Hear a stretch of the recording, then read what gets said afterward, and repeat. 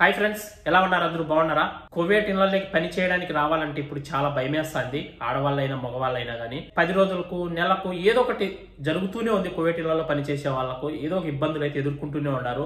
వారం కిందట ఒక ఇంట్లో పనిచేసే పని మనిషి చనిపోవడం అయితే జరిగింది. రాయచూరు పక్కనే ఊరు ఆమె అయితే కువైట్ లో చనిపోవడం అయితే జరిగింది. రీసెంట్ గా మళ్ళీ నిన్న జహరాలోని వాహా ప్రాంతంలో ఇంట్లో పనిచేసే పని మనిషి చనిపోవడం అయితే జరిగింది. వివరాల్లోకి వెళితే ఆమె తీవ్రమైన గాయాలతో అంబులెన్స్ లో జహరా హాస్పిటల్ కి తీసుకెళ్లడం అయితే జరిగింది. డాక్టర్లు చూసేసరికి ఆమె చనిపోయి ఉన్నది. తీవ్రమైన లో గాయాలు అనేటివి ఉన్నాయంట ఆమెకు. అంటే బాగా లో దెబ్బలు అనేటివి ఉన్నాయంట. పైన అయితే దెబ్బలు ఎక్కడ కనపడాల, లో దెబ్బలు అయితే ఎక్కువ తగిలినాయని డాక్టర్లు అయితే తెలియచేయడం అయితే జరిగింది. ఇంకా పోలీసులు అయితే ఎంక్వైరీ స్టార్ట్ చేసినారు. ఆమె ఎలా చనిపోయింది, కువైట్ వాళ్ళు ఏమన్నా హింసించి చంపేశారా, లేదంటే ఆమె ఏమన్నా సూసైడ్ చేసుకునిందా, ఇలాంటి విషయాలన్నీ కూడా ఎంక్వైరీ అనేది చేస్తున్నారు. ఆ ఎంక్వైరీలో తేలుతాది ఆమె ఎలా చనిపోయింది ఏంటి అనేది. కువైట్ ఇళ్లలో పనిచేసే వాళ్ళు అయితే చాలా జాగ్రత్తగా ఉండండి. మనం ఏదో బతుకుదిరుగు కోసం ఇంత దూరం వస్తాం, దేశాలు దాటి ఇక్కడికి వచ్చి మనం ఏదో ₹1 సంపాదించుకొని మన ఫ్యామిలీని మన బిడ్డలను బాగా చూసుకోవాలి, మనకున్న అప్పులు తీర్చుకోవాలనేసి మనం ఇక్కడికి వచ్చి ఏదో ₹1 సంపాదించుకుంటూ ఉంటాం. ఇలాంటి సంఘటనలు జరిగినప్పుడు ఇంటి దగ్గర ఆయన నమ్ముకొని ఉన్న వాళ్ళు, ఆయన పైన ఆధారపడి బతికే వాళ్ళు చాలా మంది ఉంటారు. అలాంటి వాళ్ళందరూ ఇప్పుడు ఎంత బాధపడతా ఉంటారో ఒకసారి ఆలోచించండి. మనం చాలా జాగ్రత్తగా ఉండాలి. కువైట్ ఇళ్లలో పనిచేసే వాళ్ళం ఎవరమైనా సరే. కువైట్ వాళ్ళు ఒకసారి ఉన్నట్లు ఒకసారి ఉండరు. అందరూ మంచోళ్ళని నేను చెప్పను, అందరూ చెడ్డోళ్ళని నేను చెప్పను. కొందరు మంచోళ్ళు ఉన్నారు, కొందరు చెడ్డ వాళ్ళు ఉన్నారు. కువైట్ వాళ్ళు కూడా మనం చేస్తున్న ఇంట్లో వాళ్ళు మంచి వాళ్ళు కాకపోతే అక్కడి నుంచి మనం ఎలా బయటపడాలనేది ఆలోచించుకొని మెల్లిగా ఏదో ఒక విధంగా అక్కడి నుంచి బయటపడడానికే చూడాలి. కానీ చాలా కష్టాలు ఉన్నాయి ఇప్పుడు ఈ కువైట్ ఇళ్లలో పనిచేసే వాళ్ళకు. రేయం పొగులు నిద్రాగారం లేకుండా కష్టపడుతూ ఉంటాం. మనం ఇళ్లలో పనిచేసే డ్రైవర్లైనా, ఇళ్లలో పనిచేసే పని మనుషులైనా చాలా కష్టపడతా ఉంటాం. మన కష్టానికి తగ్గట్టు ఫలితం కూడా లేదు. మనకి ఇక్కడ చాలా తక్కువ జీతాలు ఇస్తున్నారు. కొద్దిగా జాగ్రత్తగా పని చేసుకోండి. ఈ విధంగా కువైట్ లో చాలా సంఘటనలు అయితే జరుగుతున్నాయి. చాలా మంది ఈ విధంగా చనిపోతున్నారు. కువైట్ ఇళ్లలో పనిచేసే డ్రైవర్లు గాని, పని మనుషులు గాని ఎలా చనిపోతున్నారు ఏంటి అనేది వివరాలు అయితే తెలియకుండానే వెళ్ళిపోతున్నాయి. ఎందుకంటే ఇది వాళ్ళ దేశం కాబట్టి ఇలాంటివన్నీ బయట పెట్టుకోరు.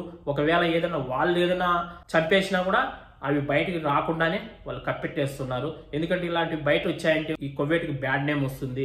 కొత్త వాళ్ళు రావాలంటే భయపడతారనే ఉద్దేశంతో వీళ్ళు బయటికి రానియకుండానే ఇలాంటి న్యూస్లన్నీ కూడా దాచిపెట్టేస్తున్నారు. బయటకి రానియడం లేదు. మనమే జాగ్రత్తగా పని చేసుకోవాలి. ఇంకా రెండో అప్డేట్ వచ్చి కువైట్ లో రోజుకు 3000 మందిని దేశ బహిష్కరించడానికి ఏర్పాట్లు అయితే చేస్తున్నారు కువైట్ గవర్నమెంట్.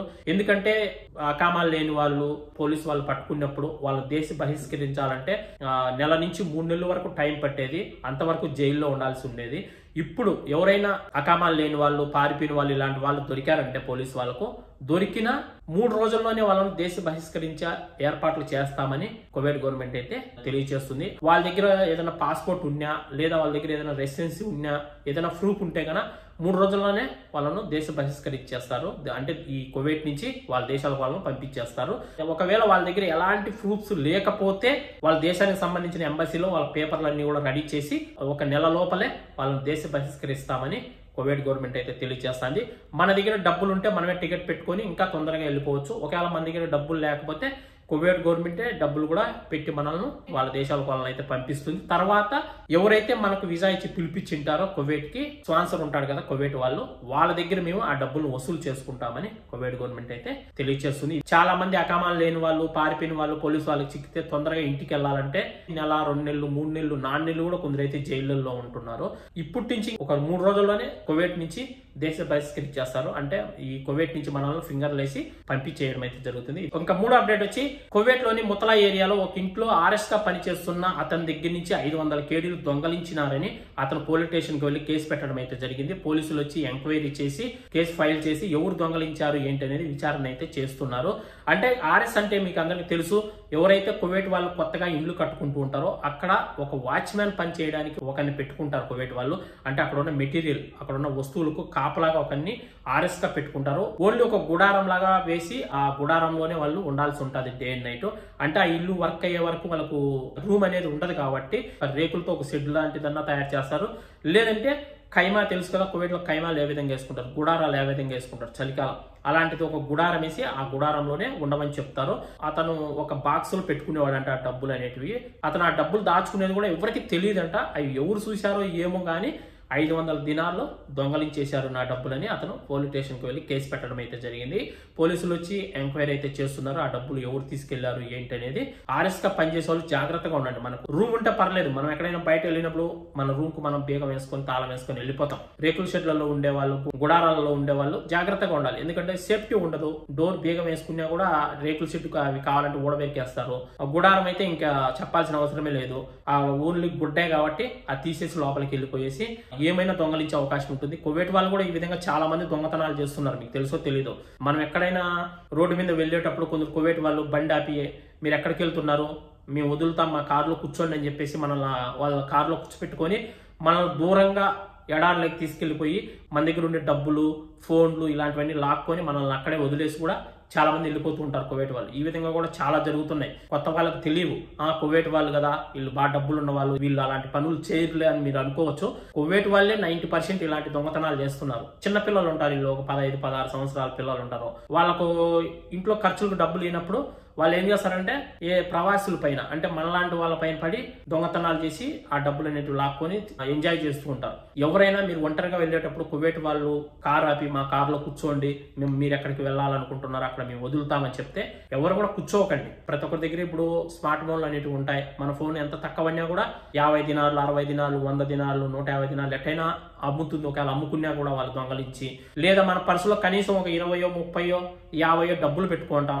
కొందరైతే జీతాలు వచ్చిన తర్వాత ఇంటికి డబ్బులు వేయడానికి జీతాలు పెట్టుకొని ఉంటారు. ఆ డబ్బులు పెట్టుకుంటారు, బ్యాంకు వెళ్ళి వేద్దాం, సెలవు వచ్చిన రోజు పోయి వేద్దాం అని కూడా పర్సులో పెట్టుకుంటారు. అలాంటప్పుడు ఈ కువైట్ వాళ్ళకు మనం చిక్కామనుకోండి, ₹1 లేకుండా డబ్బులు తీసుకునేస్తారు, మన దగ్గర ఉండే ఫోన్లు తీసుకునేస్తారు. ఇవ్వమని చెప్పామనుకోండి బెదిరిస్తారు, చంపేస్తామంటారు, కత్తులు చూపిస్తారు. కొందరి దగ్గర గన్లు ఉంటాయి. వీళ్ళ దగ్గర చాలా మంది దగ్గర గన్లు కూడా ఉంటాయి. కువైట్ వాళ్ళ దగ్గర గన్ను చూపించి బెదిరించడం ఇలా చేస్తారు. అప్పుడు మనం ఏం మాట్లాడకుండా మన దగ్గర ఉండే డబ్బులు, ఫోన్లు అన్ని కూడా ఇచ్చేస్తా ఉంటాం.